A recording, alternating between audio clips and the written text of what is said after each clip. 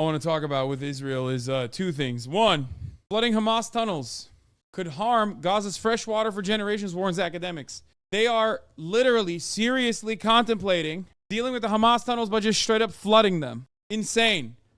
I know that at first I talked about how ridiculous this was. At first I talked about how ridiculous like gassing the tunnels would be, not realizing that, I guess Israel is interested in it. Israel is going that far. They're crazy. Flooding Hamas tunnels could harm Gaza's fresh water for generations, warns academic. They are flooding the tunnels. The Vietcong will just use water barriers to stop gas. It's useless. Yeah, I mean, we'll see what happens with this. This is pretty insane. The other thing I wanted to talk about with Israel was hostages that have been released have given testimony. What is this? I see journalists and pundits dedicating considerable attention to the recent Wall Street Journal report on the possibility of Israel flooding tunnels in Gaza. It is important to highlight. Wait, hold on. There might be some TOS here. I don't know what it is. This is Joe Truzman. I didn't realize that this was actually coming from Wall Street Journal. Wall Street Journal has been consistently terrible on their coverage on Israel-Palestine. So immediately I think maybe, I've heard it from like other sources as well, but if the main source is Wall Street Journal, it's a little bit different. Anyway, I see journalists and pundits dedicating considerable attention to the recent Wall Street Journal report on the possibility of Israel flooding tunnels in Gaza. It is important to highlight that this is not the first instance where IDF have employed this tactic. In 2018, the IDF successfully utilized cement to flood a tunnel belonging to Hezbollah, effectively sealing it off. Furthermore, the IDF promptly identified the entrance of the tunnel, underscoring the efficacy of this approach. Oh, great. Never mind. Here's the video from the Lebanese side. It's pretty amusing. Oh, I guess like that's the tunnel entrance, like the cement coming out of the tunnel entrance.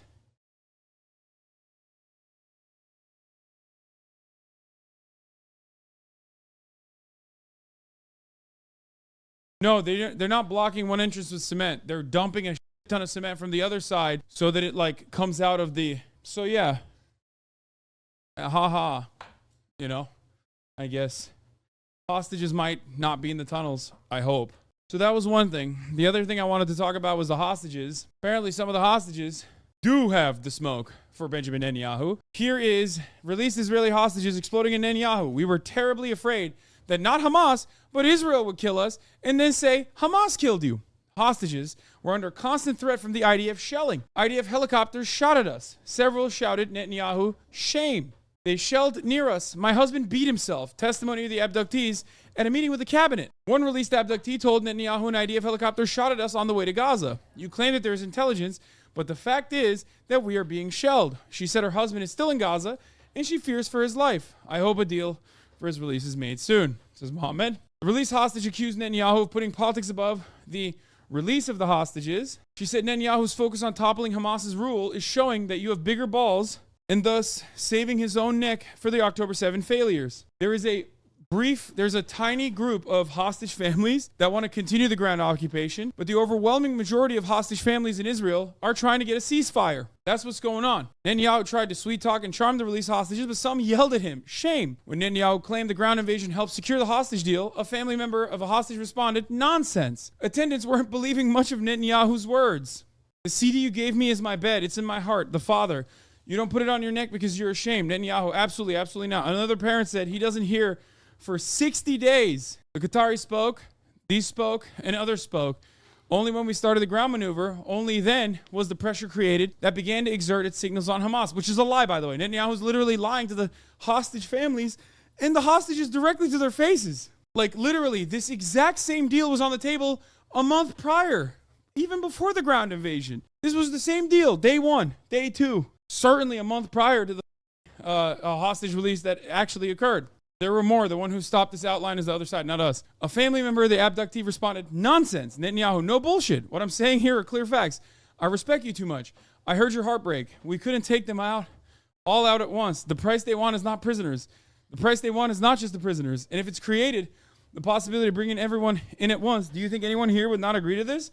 Would any of the members here not agree? A family member of the released hostages said they were under constant threat from IDF shelling and that they were transported on donkeys and carts without being recognized on the streets. Oh my God. Another attacked Netanyahu's war cabinet said, you're irresponsible and cold-hearted. Here, Bar Goldstein told what his family members who returned from hell in Gaza described to him. Fortunately, I had the privilege of receiving my sister-in-law, Chen, and her children. They were under constant threat from the IDF shelling. You sat in front of us and assured us that it does not threaten their lives. They also roam the street, and not only in the tunnels. They are mounted on donkeys and carts. You will not be able to recognize them on the street, and you are endangering their lives. It is our duty to return them now. Ben Danzig of Kibbutz Nir Oz also attacked the members of the war cabinet and said, you are irresponsible and cold-hearted. Anyone who saves one soul is as if he saved the whole world. I will tell you, Benjamin Netanyahu, that after my 71-year-old mother, who immigrated from Morocco, saved my little daughter, she held 9 hours on the dial. Where were the soldiers to protect us? Mr. Gallant, we have a right to life. So the least you can do is save the abductees who are in Gaza. And it would be nice if 1 hour earlier, and then it ends there, the quote. I can't see the rest of it. P.S. Hostage taking in the first place is prohibited under international humanitarian law and constitutes a grave breach in international armed conflicts. Civilian hostages should be released. Currently, the only way is to negotiate a deal. Israel's assault is endangering their lives. The thing is, this is yet another instance of like Israeli news coverage that is making its rounds in Israel and actually literally having a legitimate impact in Israel. But as Elent News also posted, look, not in the Western world. Notice how it's the Hebrew IDF account. Notice how it's only the Hebrew IDF account that's covering this. Why? Because we are not a serious nation. And while we have all the stakes, while we have all the control over this conflict, we are not covering it with the seriousness that it deserves. I'm a idiot. And I'm willing to bet that since October 7th, you've probably seen more analysis from the Palestinian side here than anywhere else. Coverage that includes having scholars on, coverage that includes having historians on, coverage that includes having journalists on, covering it domestically with like coverage that includes having Israeli members of the Knesset on that were expelled. The only other place that offers significantly better coverage than myself is, of course, Democracy Now! And that is ridiculous. That is not what this is supposed to be. I am one man. I have a wonderful community that helps. I have wonderful friends that help. But I'm one guy. I have limitations. I can only rely on BBC and New York Times and all these other outlets, these legacy publishers, and their actual on-the-ground reporting. The fact that all of our legacy publishers have the resources and refuse to do the actual coverage is mind-boggling to me. It's an abdication of duty. It's journalistic malpractice. Very frustrating. Ridiculous. Anyway, further to the statements that have been made in the past day regarding the situation of the abductions in Gaza, the discourse on the issue is irresponsible, inaccurate, and should be avoided. We conduct round-the-clock intelligence surveillance on the abductees and demand from all international organizations to verify their condition and their safety and provide them with medical attention, both women and men. Every moment in captivity endangers our captors. We are doing everything to return them home as soon as possible. It's bullshit. They're not. And they're doing this to do ass covering.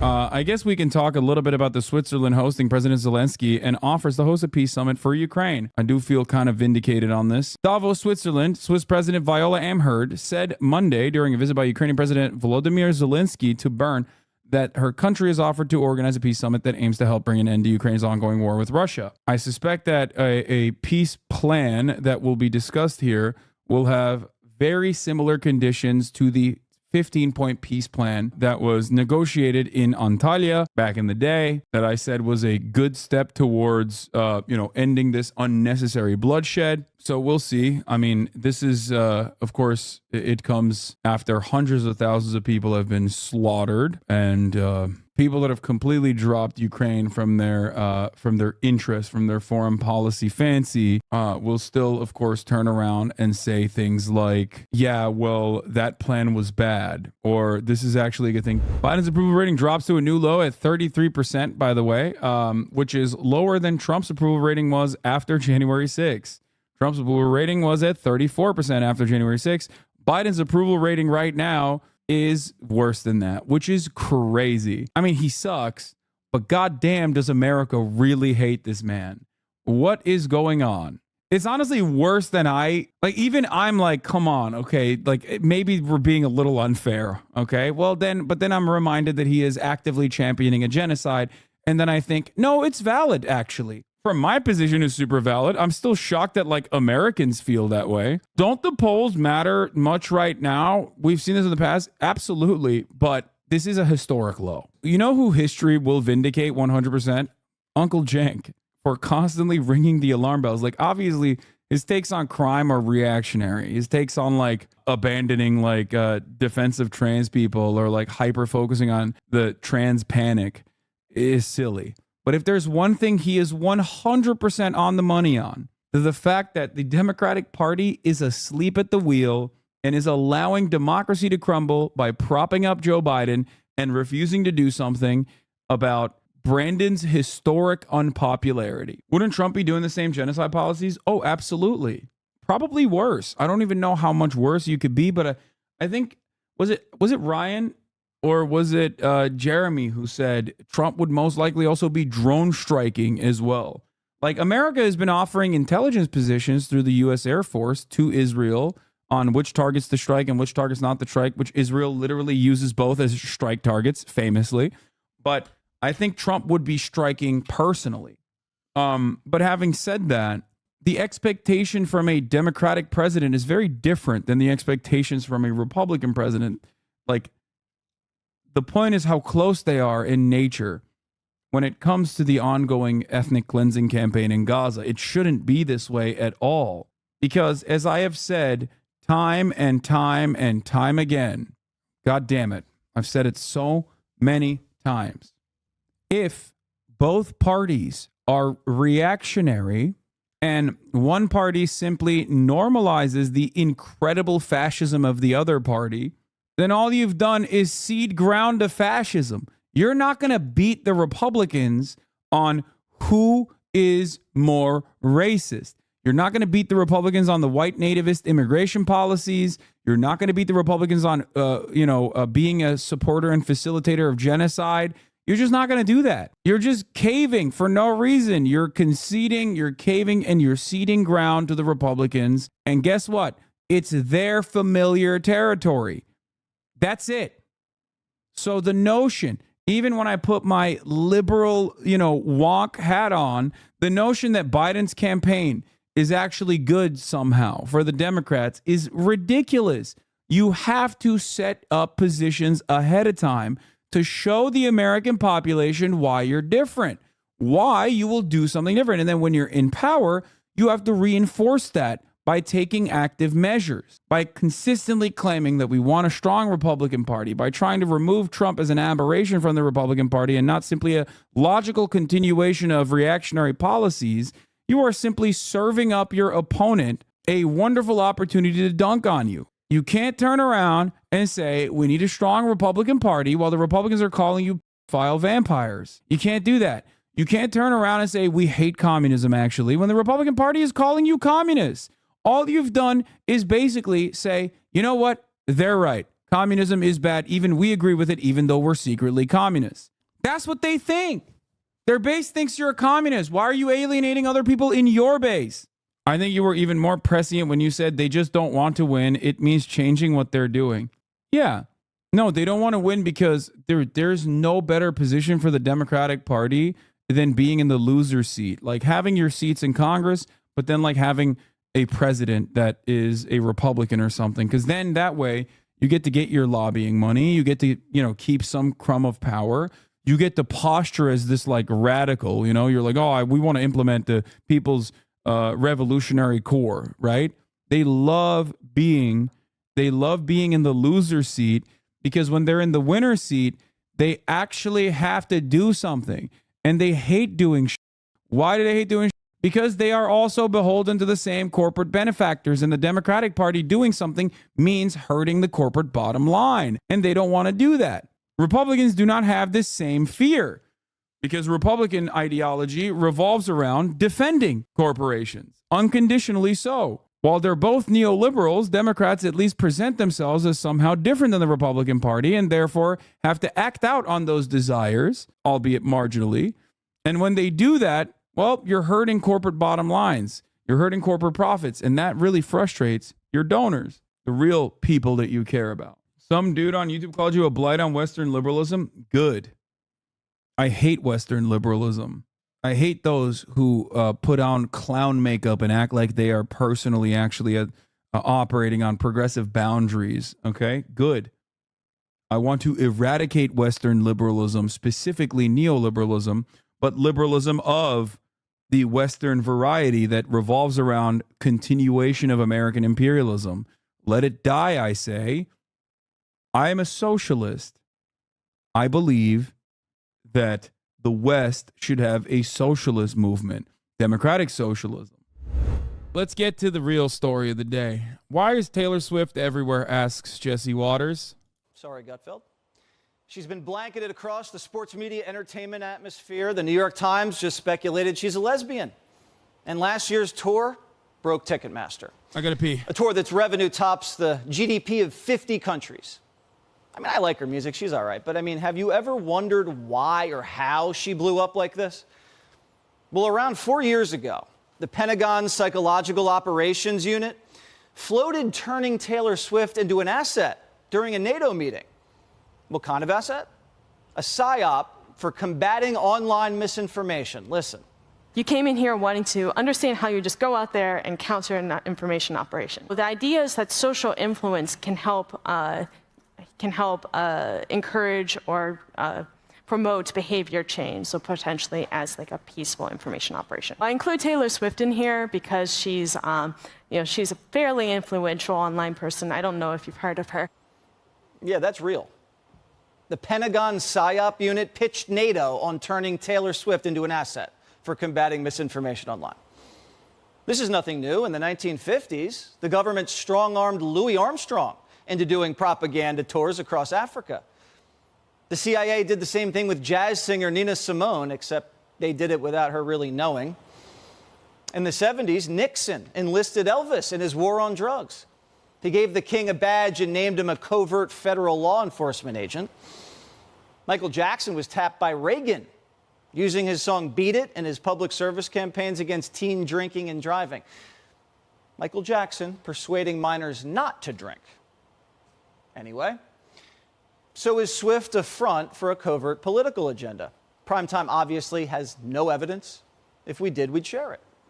But we're curious because the pop star who endorsed Biden is urging millions of her followers to vote. She's sharing links. And her boyfriend, Travis Kelce, sponsored by Pfizer. And their relationships boosted the NFL ratings this season, bringing in a whole new demographic. So how's the PSYOP going? Well, as usual, Biden's not calling the shots because he doesn't even know who Taylor Swift is. He's confused her with Britney Spears and Beyonce. There's nothing I love more than Jesse Waters very openly going in the middle of his commentary, is there any evidence? Well, no. Okay, then why are you saying it? Like he just right here, he said, is there any evidence for this? No. He says, source, I made it up in the midst of his commentary. Urging millions of her followers to vote. As usual, Biden's not calling the shots because he doesn't even know who Taylor Swift is. He's confused her with Britney Spears and Beyonce. You could say even this harder than getting a ticket to the Renaissance tour or Britney's tour. She's down in, it's kind of warm in Brazil right now. Yeah, the absence of evidence is evidence itself. If Taylor Swift wasn't a PSYOP, there would be evidence. You know what I'm saying? Like, come on, think about it. Former FBI agents. Yeah, dude, this guy and Jesse Waters, that's who's going up against Travis Kelce and Taylor Swift. Come on. Like, just more. There's no better way to effectively kneecap a movement than this, okay? Yeah, put this guy up. Stuart Kaplan joins us now. Stuart, is this feasible? Oh, my God. Jesse, the deployment of a PSYOP in the United States in this day and age is still illegal. The national security law prohibits the deployment of PSYOPs or using an operative for psychological warfare. However, if I was running Biden's management perception team, I would identify someone who would align themselves with my agenda, such as a Taylor Swift, who has close to 600 million followers. I would target her, I would engage her, and I would get her to do what we used to see as. I like that he's taking the long way to be like, no, they're just doing influencer stuff, maybe, at best. That's all he said. It's like public service announcements, and that type of enlistment, that type of solicitation is analogous to the old days of deployment of a PSYOP. And so in modern times, with these people having such influence and such, immeasurable amount of followers, she can potentially single-handedly swing voters because of just the amount of followers that she potentially can influence. So the answer is yes, Jesse. Yeah, because when she posted the link to the vote.org, wait, it's like hundreds of thousands. He just said it's not technically a psyop. It's just like-minded individuals being tapped. But then said, yes, that is a psyop. Taylor Swift should sue for libel. She can't because it's a psyop. Thousands of young Taylor Swift fans all of a sudden registered to vote. I wonder who got to her from the White House or from wherever. Who makes that initial handshake? Is it the binder? Well, the administration has. God, they're so bad. It's like unserious, which is fine, especially if it's funny. But it's so bad. They're not even funny. They're not even doing a good job. There's no laughter involved. You can't even fake laughter. It's bad. It's bad all the way up and down, folks. Not good. What they consider a perception optics management team. And those are professionals that go out and identify those people who may be unsuspecting, whether with knowledge or without knowledge, to do these type of campaigns. Now, it is possible that Taylor Swift, quite frankly, does not know that she is being utilized in a covert manner to swing voters. But the bottom line is that the Biden administration is savvy, identifying how many followers and how many voters potentially she can influence with either right information or misinformation. Wait, does that mean that Michael Jackson was a psyop against drugs or whatever, against drinking? Is that because he brought that up as an example of Ronald Reagan? She certainly can swing the voters. Okay, Stuart, thank you so much. I now know a lot more about Taylor Swift than I ever wanted to know. What did you learn about Taylor Swift here? This guy didn't know more about Taylor Swift than you, dumbass. What just happened? I didn't learn anything. Dude, Fox News' commentary is so insane. What is going on here? We have no evidence and we learned nothing. Let's move on to some greener pastures. 10 Americans were freed in the prisoner swap with Venezuela. Some of these Americans also participated in the failed coup d'etat that occurred. But let's see how the media is covering it. Now to the high-stakes prisoner swap with Venezuela. 10 Americans are now back home this morning in exchange for a Venezuelan man held in the U.S. Venezuela also handing over an American fugitive as part of the deal. Our chief global affairs correspondent, Martha Raddatz, has the latest. Martha, good morning. Good morning, Whit. The negotiations were tense and tricky, releasing not only that notorious fugitive contractor who escaped in 2022, but bringing home every American held in Venezuelan jails. Overnight, 10 Americans jailed in Venezuela back on American soil. Free at last, thank God Almighty, free at last. The safe return home comes after months of secret negotiations. 38-year-old freed American businessman Savoy Wright describing the moment he called his family. I just FaceTimed them and I said, I'm on the way home back to the U.S. and I love you, and we cried. Wright, one of 6 of the 10 Americans considered wrongfully detained, including Avon Hernandez, a Los Angeles public defender who was taken into custody. Wait, what? Bro, listen to me. You don't have to be a big fan of Maduro. I certainly am not. But the notion that these motherfuckers are wrongfully detained, what do you mean? What are you saying? No, they're not wrongfully detained. It's the most rightfully detained person, dude. It's not like they were there to, look at the Venezuelan beaches and shit. They literally unironically try to do a coup. It's like the one thing that everybody understands is like, all right, that's a good detention. Like that's a valid detention. We're out here jailing a dude who spied for Cuba for like his entire career, but he was like an American citizen at the age of 75, and then simultaneously being like dudes who literally put their boots on Venezuelan soil to do a failed coup d'etat, which sucked. Like, those guys were wrongfully detained. Who's rightfully detained then? I think I'm pretty fair and balanced on this issue. Like, Brittany Griner, wrongfully detained. It's ridiculous. These dudes absolutely rightfully detained. I know, they didn't even technically make it to land because a fisherman caught them, which is crazy. Last year near the border, accused of being a spy. All you think about when you're in prison is how you didn't appreciate being free. Hernandez thanking President Biden for what he calls a difficult decision. He got us home, and we're with our families, and so we're incredibly grateful, all of us.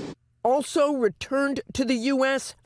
I'm not gonna lie, I would keep these motherfuckers specifically because of how bad they are at their jobs. I've said this before. If you're gonna spy, there's an entirely, or if you're gonna do a coup, like, you have to be at least some level of successful. But if you put it together and you're dog, no, man, you got to burn that asset. Like, what are we doing here? What is this willingness to give participation trophies to the worst dudes on the planet? Like, our defense contractors are dog now. All you're doing, if you're Joe Biden at this point, all you're doing is literally just giving rewards for failure. You're telling to the rest of the defense contractors out there, oh, you don't have to try hard.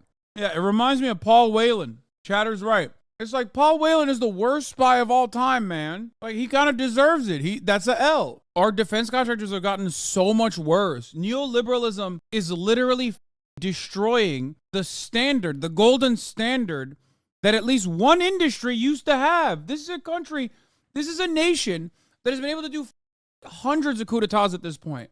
It's crazy. You literally have to keep them. Like, I would straight up, I'd be like, listen, dude, you know what? I'll give you whoever you want. Keep the defense contractors. We're only going to take out like the commerce guys that were just simply business consultants that are CIA. I will let you keep the defense contractors. Those guys sucked so bad. I don't want them. That shit is embarrassing. Fugitive Leonard Glenn Francis, also known as Fat Leonard, the mastermind of a $35 million bribery scheme, the largest corruption scandal in U.S. military history. In 2015, he pleaded guilty to using prostitutes, luxury travel, and cash to bribe U.S. naval officers to steer lucrative contracts to his companies. Here is Francis on an investigative podcast produced by Project Brazen in 2021. Everybody was in my pocket. I had them in my palm. I was just rolling them around. Wait a minute. We have CIA podcast now? It's done. It's over. It's so jover. There is no value to anything anymore. Someone in the chat brought up a really good point, saying he's not even that fat, especially when you compare him to Americans. So I don't know where we get off calling this motherfucker Fat Leonard. They're like, this is the fattest guy in Venezuela. They don't have a lot of food. They look at this guy, they call him Fat Leonard because he's the fattest dude in his neighborhood, in his village. Bro, in America, this dude is Skinny Leonard. They're like, wow, Lenny, you are in such great shape. Like, surprisingly. And then I could just move the carriers like, paper ships in the water. In exchange, the U.S. granting clemency to Alex Saab, Maduro is the fattest guy in the country. And like Fat Leonard is like around the same level of fatness. So, makes you think. Top ally of Venezuela's authoritarian president, Nicolas Maduro. Saab greeted on the tarmac by his wife and daughters. Gracias al pueblo de Venezuela. Saying, this is also a bit of an L for Maduro because it's like after a certain age, once you hit 40, I don't think you should be allowed to have a man bun like that. And this dude is like at least in his 50s. And if that's the case, you can't release him from prison. You got to be like, no, dog, you have to. You have to cut your hair. It's really embarrassing. The rest of the world is going to see this. The rest of the world is going to see me embrace you. And I can't be having you looking like you're like a tantric sex instructor in Calabasas. It's really fucked up. I will never be able to recover from this. Every other leader is going to make fun of me, bro. Come on, bro. I got a meeting with Lula next week. He's gonna bring this up. He's gonna be like, don't invade Guyana. I'm sending the military over there. You embrace that dude who looked like that. That's crazy. It's over. I thank the people of Venezuela. I'm proud to serve the people of Venezuela and to serve this government. Saab was arrested in 2020 on money laundering charges. Saab was later welcomed at the presidential palace there. This all comes as the Biden administration is trying to improve relations with Venezuela in hopes the country moves toward free and fair elections. Robin? That is the hope, Martha. Thank you. Hi, everyone. George. Yeah, he looks like the Grand Theft Auto 5 yoga instructor. That's exactly what I was thinking of.